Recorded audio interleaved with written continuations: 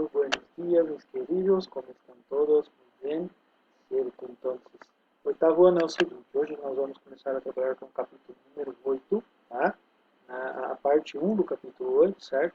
Notas e pinceles, se chama este capítulo, certo? E por esse título já podemos saber assim que vamos falar um pouquinho sobre arte, sim? Sobre música, sobre artes plásticas, sobre cine, sim? E algumas coisas neste sentido, para abordarmos a língua estrangeira, o espanhol, certo? Então, é muito importante também que se diga, já é a nossa 12ª aula nesse período, tá? Importante que se diga isso. Nós viemos, tanto vocês alunos quanto nós professores, evoluindo bastante desde a primeira aula até hoje, né? E acredito que a gente está conseguindo atingir, pelo menos em parte, os nossos objetivos, né? Nesse período aí de pandemia, certo? Muito importante, sempre tenha aí seus materiais à mão, livros, lápis, o borrador, para poder acompanhar bem as aulas da explicação, certo? Então, nessa aula de número 12, nós vamos falar sobre expressões para manifestar opinião e impressões, tá? Professor, para que eu utilizo isso? Quando você vai expressar uma opinião em espanhol, quando você vai manifestar a sua impressão sobre alguma coisa, eu tenho a impressão de que aquela coisa não vai funcionar, de que essa ideia não é legal, né? Temos determinadas expressões para manifestar isso, tá? E também presente de subjuntivo para os verbos irregulares, tá? A gente já viu aí os regulares no presente do subjuntivo, e agora vamos trabalhar um pouquinho com verbos irregulares também, tá? Então, começamos. Expressões para manifestar opinião e também para manifestar impressões, certo? Em espanhol, assim como em português, utilizamos muitas expressões que ajudam na argumentação, nas opiniões e manifiestam impressões sobre coisas, pessoas ou situações, tá? Então, assim, quando a gente está lá argumentando, quando a gente está conversando sobre um determinado assunto, defendendo nossa opinião, defendendo nosso ponto de vista, a gente utiliza argumentos, tá? Então, manifestamos opiniões através desses argumentos que a gente tem, né? Defendo um ponto de vista, defendo uma opinião, tá bom? Através de argumentos. E também a gente manifesta impressões sobre as coisas, como eu já falei antes no começo, tá? Sobre as coisas, sobre pessoas, sobre situações, sobre alguma coisa aí que ocorreu, tá? Enfim, a gente manifesta impressões o tempo todo sobre as coisas, tá? Então, para expressar opinião, deixa eu tirar minha cara daqui, pronto. Quando expressamos positivamente uma opinião, certo? Quando é algo de positivo, utilizamos o verbo em indicativo. Olha aí o exemplo. Sin embargo, pienso que é uma expressão para expressar opinião, tá? Pienso que as pessoas não sabem o que fazer nesta situação. Entretanto, penso que as pessoas não sabem o que fazer nessa situação, tá? Olha aqui, a expressão utilizada para expressar uma opinião, tá? E aqui o verbo no indicativo. Lembram que o verbo no indicativo, ele é aquele verbo de uma ação real, concreta, que não depende de outra para acontecer, tá? Então, aqui para expressar uma opinião positivamente, verbo no indicativo, tá? Quando o objetivo é expressar uma opinião negativamente, utilizamos o verbo subjuntivo. Tá? Então, quando você expressa uma opinião de duas formas, tá? Ou você concorda ou você discorda daquilo. Tá? Então, olha lá. Não me parece que seja prudente ir por este caminho. Não me parece que seja prudente ir por esse caminho. Olha aqui a expressão para manifestar uma opinião negativa, está na cara aqui, não me parece que. Esse que aqui, pessoal, é a conjunção que indica uma condição. Portanto, eu utilizo o verbo no subjuntivo, tá? Subjuntivo. Não me parece que. Quando eu uso esse que aqui, na minha expressão, já indica que o verbo tem que ser no subjuntivo. Por quê? Porque ele implica uma condição, tá? Então, não me parece que seja prudente ir por este caminho. Não parece a mim que seja prudente ir por esse caminho, tá? Beleza? Então, verbo no subjuntivo quando a opinião for negativa, beleza?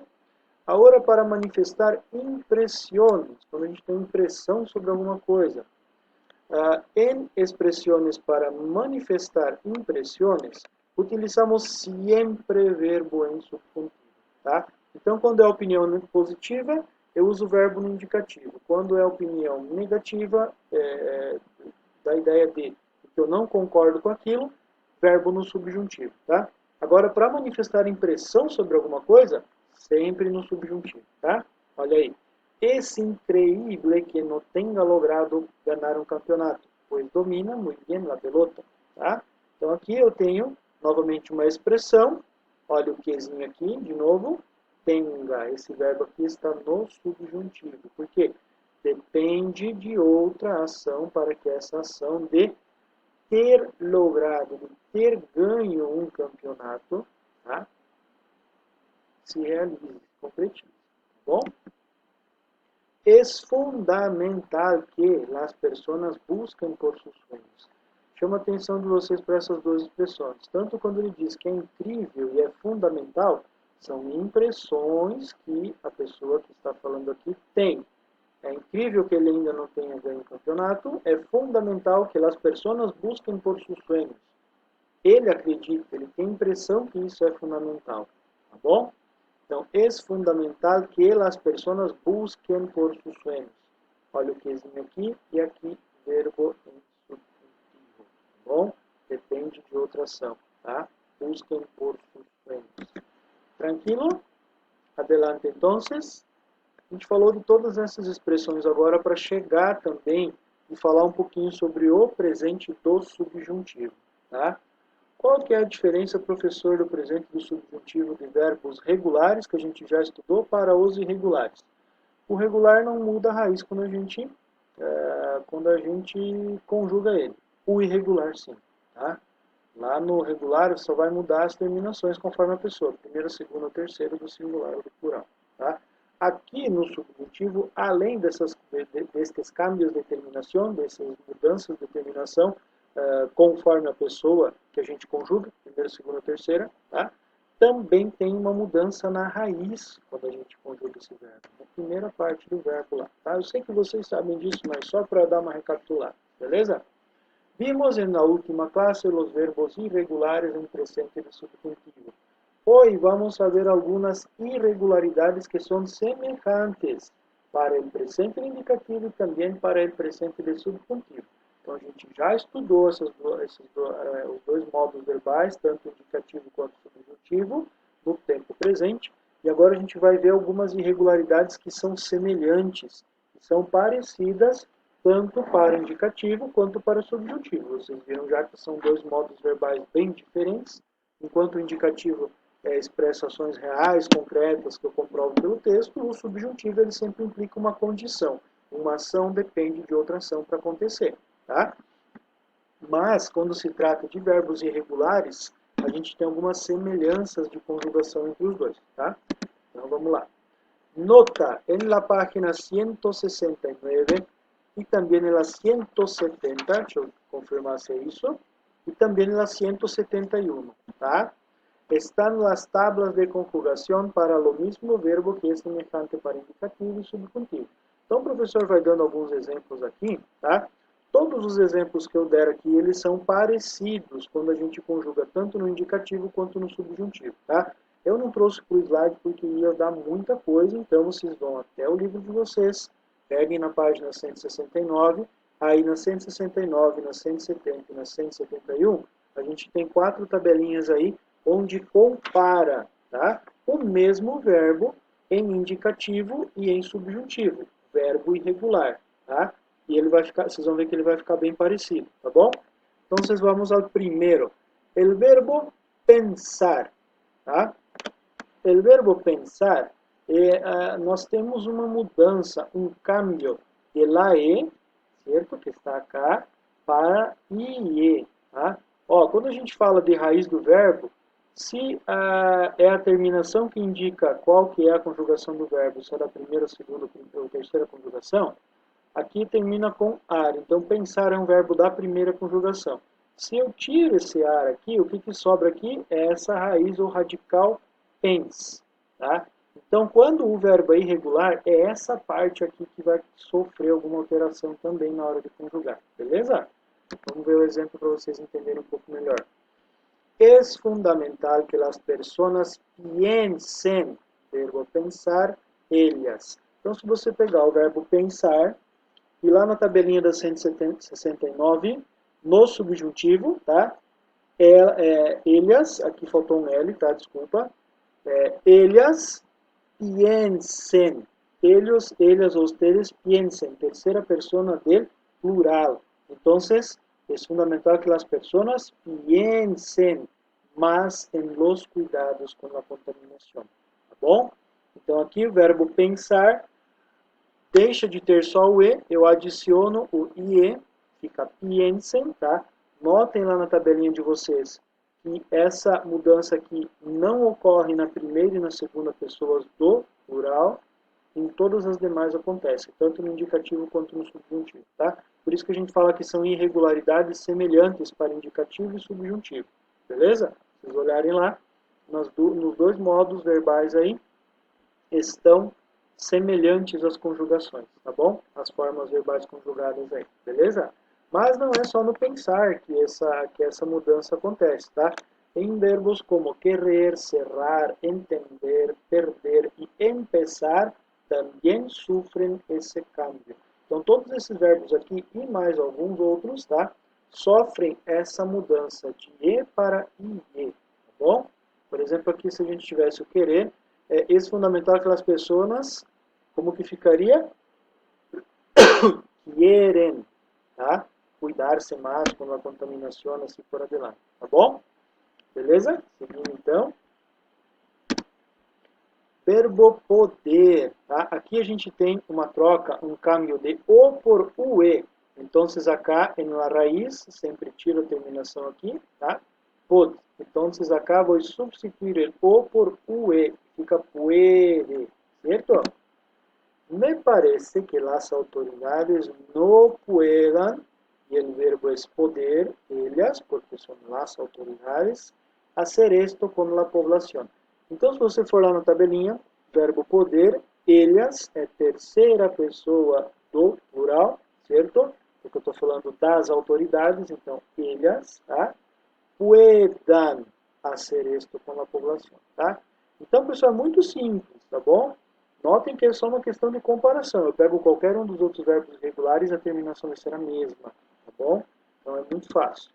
Verbos como contar, encontrar, recordar, soler, volver e sonhar também sofrem esse tipo de mudança, tá?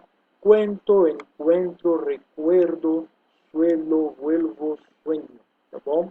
Ficaria assim para a primeira pessoa, só para ilustrar um pouquinho para vocês como fica, beleza? Soler, como eu já disse para vocês em algum momento, é ter o costume de fazer alguma coisa, tá? Beleza? A minha família suele passear aos fins de semana, por exemplo. Quer dizer que a pessoa tem o costume de fazer aquilo, tá? El verbo pedir, que está aí na página 170, ¿cierto? Ahí tenemos el cambio de la E para la I. Entonces esta E acá cambia para I, ¿cierto? No es necesario que ustedes pidan las respuestas, está en el livro.